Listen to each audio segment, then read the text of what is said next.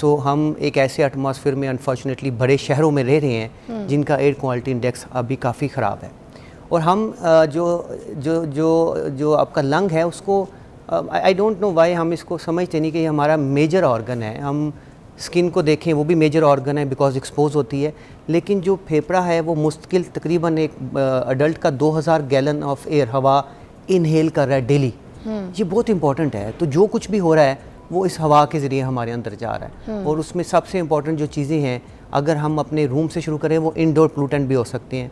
और आउटडोर को देखें तो आउटडोर हम सबको आप लोगों ने पढ़ा दिया स्मोक क्या होती है। और इंडोर को हम यूजुअली इग्नोर कर रहे होते हैं, जिसमें हमारे ये कारपेट्स जो हैं या कर्टन हैं जिनको प्रॉपर सफाई नहीं की जाती, या वो बेड पे पड़े हुए वो पिलोज़ हैं जो कभी भी साफ़ नहीं किए, जिनको धूप नहीं लगवाई जाती। सो वो बहुत मेजर कंट्रीब्यूटर होते हैं। और उस पर आपका नवाब ये है कि जो एक चीज़ पे अल्हम्दुलिल्लाह I am very satisfied with the media specifically कि वेपिंग पे आप लोगों ने बहुत बात की। कुछ बदकिस्मती से अनफॉर्चुनेटली हमारे कुछ अदारों ने थोड़ा सा उसको टाइम दे दिया, उसने बहुत डैमेज किया। वेपिंग से बहुत से लोग जो यंगस्टर हैं, अब हम इसको एक स्टडी भी कर रहे हैं अपने सेटअप में भी। जब लास्ट टाइम आप आए थे बैन लगा था, अब थोड़ी, अब तो फिर खुल गया। देखिए वो बस इसको अब क्या किया जाए कि इस पे बात करें तो शायद कि तेरे दिल में उतर जाए मेरी बात, शायद कुछ सुन ले जिसने इस पे ये फैसला किया, शायद वो इसको कोई मॉडिफाई कर लें। क्योंकि आई वाज वेरी सरप्राइज, लिखा ये गया है कि जी जिसका रूल नहीं है उस पर हम क्या डिसीजन करें।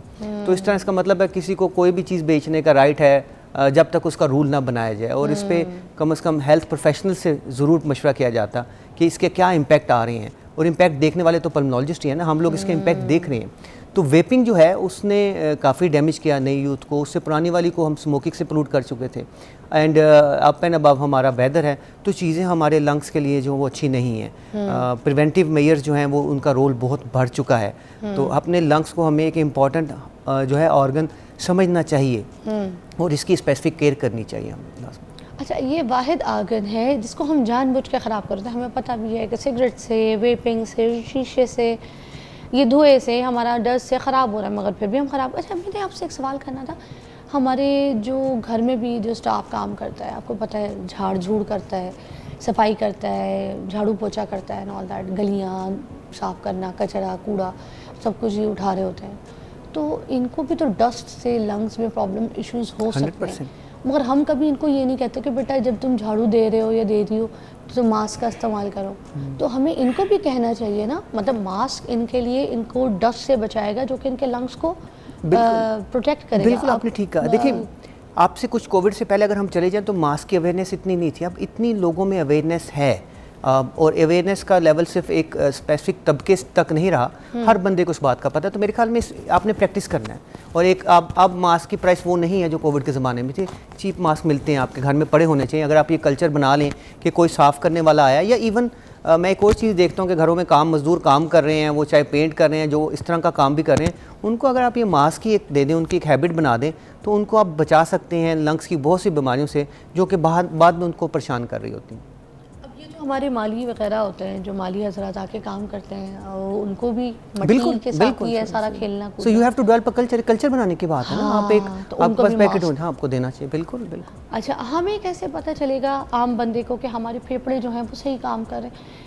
जैसे फेसबुक या यूट्यूब पे जब हम देख रहे होते हैं तो एक टेस्ट आ रहे होते हैं, सांस रोक, हाँ, इतने सेकंड तक सांस रोकी और अगर आप बच गए तो फिर आपका लंग्स ठीक है, और अगर आप सांस लेते लेते रोकते रोकते एकदम से मर गए तो फिर आपके लंग्स खराब थे। तो ये बता दें कि इसकी क्या हकीकत है, क्या ऐसी प्रैक्टिस हर कोई बंदा कर सकता है? वैलिड टेस्ट नहीं है, लेकिन एज ए प्रोफेसर हम समझते हैं कि देखिए सांस को विद हेल्ड करना, रोकना, इसको किसी हद तक बता सकता है कि उसकी कैपेसिटी क्या है। लेकिन ये हमारी किसी किताब में एक वैलिड टेस्ट के तौर पे नहीं लिखे हुए कि ये होगा तो उसका सांस समझें कि वो बेहतर होगा। हमारे लिए जो एक टेस्ट है जिस पे हम सांस की कैपेसिटीज़ को मेजर करते हैं, वॉल्यूम को मेजर करते हैं, जो कि अवेलेबल है, उसको कहते हैं स्पायरोमीट्री। उससे हमने सांस की जो फेफड़े हैं उनकी according to patient age, height, sex कितनी वॉल्यूम या कैपेसिटीज़ होनी चाहिए, हम उसको मेजर कर लेते हैं और हमें बता देता है कि इस पेशेंट के जो वॉल्यूम है वो उसकी एज, हाइट, सेक्स के अकॉर्डिंगली अवेलेबल है। ये हर जगह पे अवेलेबल है टेस्ट नंबर। अच्छा, जब मैं सांस रोकने की कोशिश करती हूँ ना तो मेरे तो बस एक ही चीज़ दिमाग में आती है, सांस भी कभी बहू थी।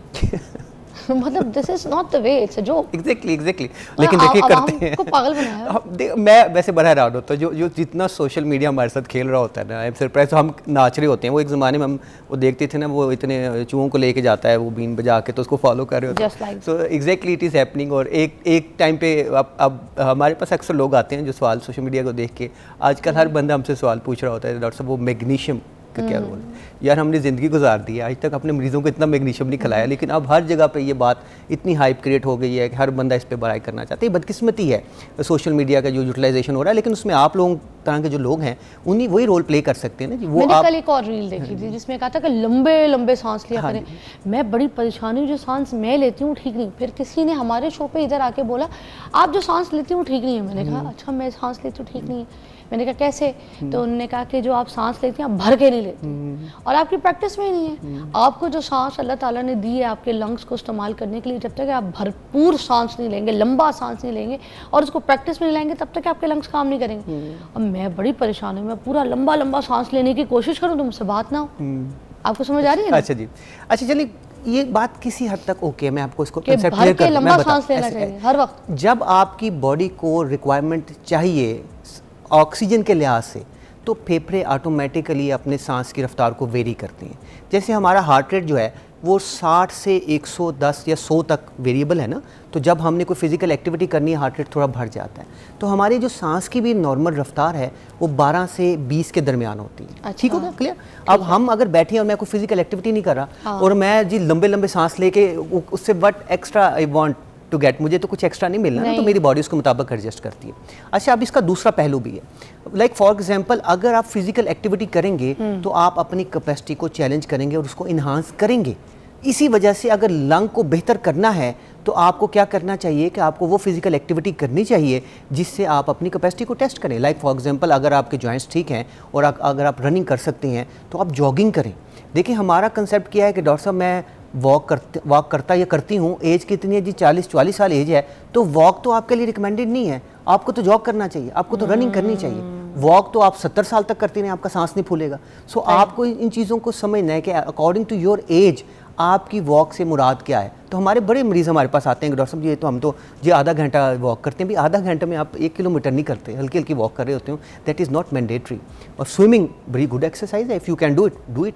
और अगर आप जिम करते हैं तो प्रॉपर उसको करें, ये नहीं है कि आप जिम जा रहे हैं और एक्टिविटी आप कुछ नहीं करें। तो फिजिकल एक्टिविटी आपके जो वाइटल ऑर्गन है उनकी कैपेसिटी को इन्हांस करती है, इसमें कोई दो राय नहीं है। लेकिन हमें हर वक्त नहीं चाहिए ये ज़हन में रखें कि हर वक्त हमारा सांस जो है उसकी रफ्तार 24 रहे तो हमारा तो फेफड़े ख़त्म हो गए, हम तो थक जाएंगे, हमारा तो सिस्टम फेल हो जाएगा।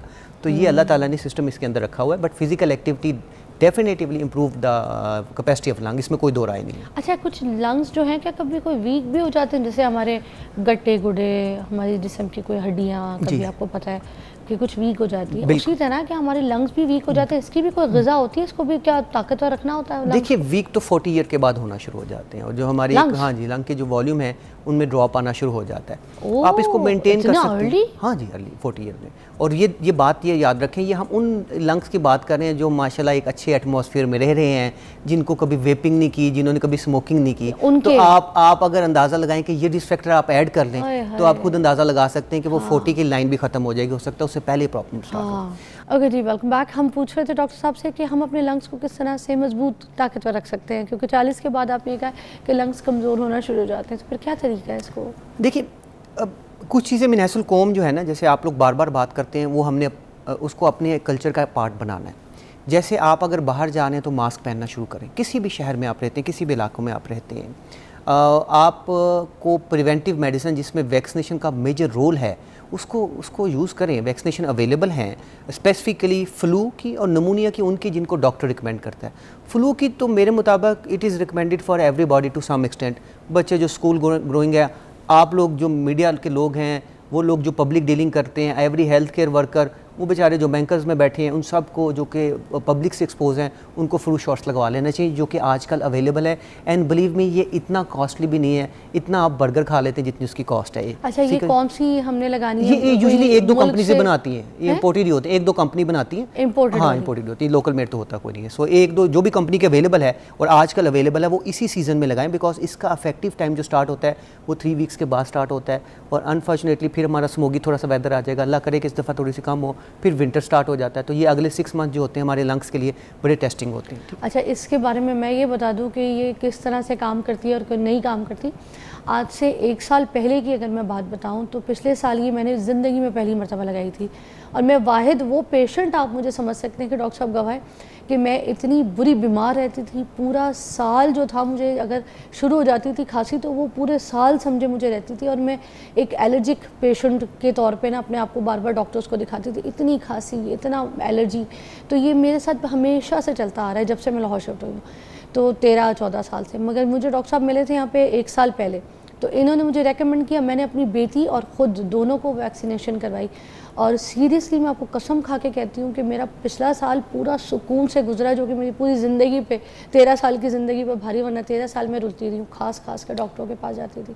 तो ये आप लोगों को मैं पर्सनली रेकमेंड करूँगी कि वैक्सीनेशन इस वेदर में ज़रूर कराएं। और आपको बहुत बहुत शुक्रिया कि आपने एटलीस्ट मुझे सही चीज़ रेकमेंड की, और मेरी बेटी भी उससे बड़ी सेफ रही, वरना बच्चों के स्कूल की छुट्टियाँ, बच्चे बीमार, और बुखार की गले की वजह से ना बच्चों को बुखार लथार्जिक रहते हैं। अपने बच्चियों को और अपने बच्चों को जो है ना ये वैक्सीनेशन टाइम पे करा लें।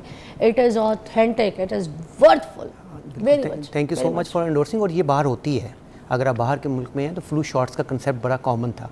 अब अल्हम्दुलिल्लाह बिकॉज ऑफ द अवेयरनेस अब लोग यूजली करवाने लग पड़ते हैं, और यही उसकी हेल्प करती है। फिर जो लोग जिनमें कोई रिस्क फैक्टर है, लाइक हम बात करें बार बार स्मोकिंग के, वेपिंग के, उनमें हम कुछ एक्स्ट्रा वैक्सीनेशन और भी रिकमेंड करते हैं, जिसमें से कुछ पाकिस्तान में अवेलेबल है, कुछ पाकिस्तान में अवेलेबल नहीं है। अच्छा, अब इन चीज़ों के साथ जो इंपॉर्टेंट चीज़ें हैं वो आपको अपने इनडोर एटमॉस्फेयर में देखना चाहिए कि कोई ऐसा पोल्यूटेंट तो नहीं पड़ा हुआ जो हमारे सांस को ख़राब कर रहा है। जिसमें सबसे इंपॉर्टेंट जो चीज़ें हैं जो कि वेल प्रूवन है वो हमारे कारपेट्स हैं, या अगर आपके कर्टन्स हैं जो कि आपने कभी साफ़ ना किए हो, या आपके बेड के ऊपर पड़ी हुई वो पिलो है जो कभी नीट एंड क्लीन ना किया हो, तो इनको साफ़ करना, इनको झाड़ना, इसकी एक हैबिट। और कमरे को धूप भी लगानी चाहिए। हाँ बिल्कुल, वेंटिलेशन, वेंटिलेशन बिल्कुल आपने ठीक कहा, ये बड़ा इंपॉर्टेंट है कि इसको धूप भी लगे और हवादार भी हो। फिर एयर प्योरीफायर ठीक है बट कॉस्टली है ना, तो अल्लाह ताला ने हर चीज़ हमारे लिए पैदा करके दी हुई है। तो जो इंडोर प्लांट्स हैं उसकी हैबिट हमने करनी चाहिए। ये मनी प्लांट है, रबर प्लांट है, स्नेक प्लांट्स हैं, इसको कमरों के अंदर होना चाहिए। एलोवेरा इज़ वेरी गुड, ये आपके कमरों में होना चाहिए। इस तरह हम आउटडोर में अगर चले जाएँ तो आउटडोर में जब हम एक्सपोज करते हैं अपने आप को, तो हमने मास्क की पहले बात कर ली। फिर घर जाने, जब बाहर जाते हैं वापस आते हैं तो अपने हाथों को, आँखों को और ये नाक को, गले को साफ़ किया करें। इस कल्चर को अपनाएं। अब हाँ, क्योंकि नाक को मोस्टली लोग साफ नहीं करते, सिर्फ चेहरे को करते हैं, नाक को भी क्या करें। सो राइट। और वैसे तो अल्हम्दुलिल्लाह देखिए, अगर आप 5 वक्त नमाज पढ़ते हैं ना तो सारे पैरामीटर्स कंप्लीट कर लेते हैं, बेशक नाक से। दूसरी फिर इंपॉर्टेंट चीज़ है, फिर आपने जब इतना एक्टिविटीज़ कर ली हैं तो डाइट जिनको हम समझते हैं, dietitian can guide you better, but जितना हमें आइडिया है कि हमारे में विटामिन डी जो है वो हमारी ओवरऑल हेल्थ को, इम्यूनिटी को स्ट्रॉन्ग करता है, तो विटामिन डी का लेना ज़रूरी है। अब बदकिस्मती ये है कि हम जिस इलाकों में जिधर रहते हैं तो रोज़ाना हम मीडिया पे देख रहे होते हैं कि वो 5 लाख लीटर जो दूध है उसको केमिकल को नाले में बहा दिया गया, वो दूध नहीं केमिकल था, यही खबरें हमें मिलती रहती हैं। तो आपका main source of vitamin D या तो दूध है या इसकी प्रोडक्ट हैं, या आप सन से ले सकते हैं, अगर वो धूप, सर्दियों की धूप जिसको हम कहते हैं, सुबह 11 से 3 बजे के दरमियान वाली धूप में। अच्छा। और अदरवाइज़ आपको इसको रिप्लेस करना पड़ता है in the form of capsule हैं, कुछ इंजेक्शन है जो आप अपने डॉक्टर से पूछ के लिए जा सकते हैं। फेफड़े अगर कमज़ोर हो रहे हैं इंसान के तो उसकी अलामात क्या क्या हैं? किस तरह से आम इंसान को पता चलेगा कि मेरे फेफड़ों में कोई इशू तो नहीं आ रहा, कोई बीमारी तो नहीं आ रही? हाँ जी, वेरी इंपॉर्टेंट क्वेश्चन जी। एक कॉमन जो सबसे पहली सिम्टम्स होती है जो कि यूजुअली इग्नोर की जाती है वो होती है खांसी का होना। अगर कोई भी खांसी 2 हफ्ते से ज़्यादा चलना शुरू हो जाए तो उसको आपको देखना चाहिए कि ये इसकी क्या रीज़न हो सकती है। ये किसी भी डिज़ीज़ की अलामत हो सकती है। फिर उसके साथ बलगम का आना, और बलगम में अगर खून आ जाए, खून वाला तो एलिमेंट सब लोगों को पता है, लेकिन बलगम भी आना ये एक नॉर्मल पैटर्न नहीं है। खून के साथ? हाँ जी, खून के साथ आएगा तो वो तो लोग यूजुअली सस्पेक्ट कर लेते हैं, डॉक्टर साहब में टीबी हो गई है, या खुदा ना खासा जिसने सिगरेट पी होती है उसको शक हो जाता है कि मुझे कहीं कैंसर तो नहीं है, तो वो तो लोग हमारे पास आ जाते हैं। लेकिन बलगम का नॉर्मल आना तो ये नॉर्मल तो नहीं है। अगर बलगम एक लेवल से ज़्यादा आप में आ रही है और वो 2 से 3 हफ्ते से ज़्यादा चल रही है तो उसकी इन्वेस्टिगेशन की रिक्वायरमेंट है। फिर सांस में तंगी महसूस होना, चलने से सांस का फूलना, देखिए अब ये 40-50 साल एज जिसको बदकिस्मती से हम बुढ़ापा समझना शुरू हो गए, वो बुढ़ापा नहीं है। हम लोग क्या करते हैं कि जी फीमेल स्पेसिफिकली जब वो 40-50 के करीब होती हैं तो वो कहती हैं जी ये तो उम्र का तकाजा है और हमारा सांस फूलना ये नॉर्मल है, बट नॉट एट ऑल। अगर आपका सांस फूलता है इतना कि आप सीढ़ियाँ चढ़ें तो आपका सांस फूलना शुरू हो जाए, तो फिर भी आपको डॉक्टर से रजू करना चाहिए, किसी बीमारी की अलामत हो जाती है। सांस में सीटियों की आवाज़ का आना ये बहुत इंपॉर्टेंट साइन है, सीटियों की आवाज़ का आना, सीटियाँ जैसे विसल्स बज रही होती हैं और ये सांस लेते हुए, ये एक एस्थमा का बड़ा इंपॉर्टेंट साइन है कुछ लोगों में। और इसके अलावा अगर आपका हाथ कोई नीले हो रहे हो, आपको महसूस हो रहा हो कि हाथ नीले हो रहे हैं, ऐसे ये जगह, ये वाली जो टिप्स ऑफ फिंगर जो होती हैं ये नीली, हाँ नीली हो रही है, ये भी फेफड़ों से भी इनका ताल्लुक हो सकता है। सो बाकी ये है कि जनरलाइज बुखार का होना, क्या ये जो वेन्स है सर वो, no not vein, it's a tip, finger nail, skin नीली होना चाहिए। अच्छा, ये भी अलामत है भाई, नई चीज़ पता चली। अच्छा, फिर ये है कि इसके अलावा बाकी अलामत तो जनरलाइज हैं, लाइक अगर आपको खांसी आ रही है, साथ बुखार रह रहा है, आपको भूख कम लग रही है, वज़न कम हो रहा है, तो ये टीबी की बड़ी स्पेसिफिक अलामत हैं।